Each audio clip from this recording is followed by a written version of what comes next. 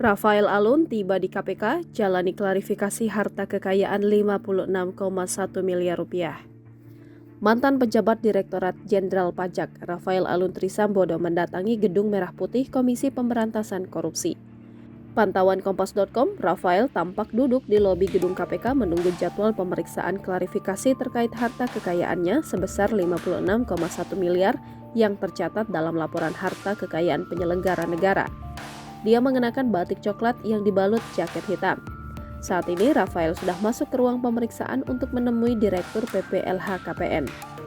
Sebelumnya, juru bicara pencegahan KPK, IP Mariati Kuding menyebutkan bahwa Kementerian Keuangan mendatangi KPK untuk membicarakan pemeriksaan keuangan Rafael. Kendati demikian, IP enggan membeberkan isi pertemuan tersebut.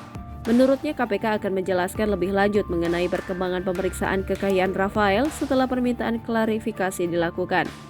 Harta Rafael menjadi sorotan setelah anaknya Mario Dandisatrio menjadi tersangka penganiayaan. Gaya hidup Mario kemudian menjadi sorotan karena kerap memamerkan gaya hidup mewah di media sosial.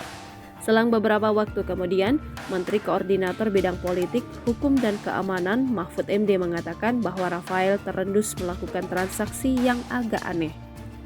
Kepala PPATK Ivan Yustiavandana menduga Rafael menggunakan nomin atau orang lain untuk membuka rekening dan melakukan transaksi. PPATK pun telah mengirimkan hasil analisis transaksi mencurigakan Rafael ke KPK sejak 2012.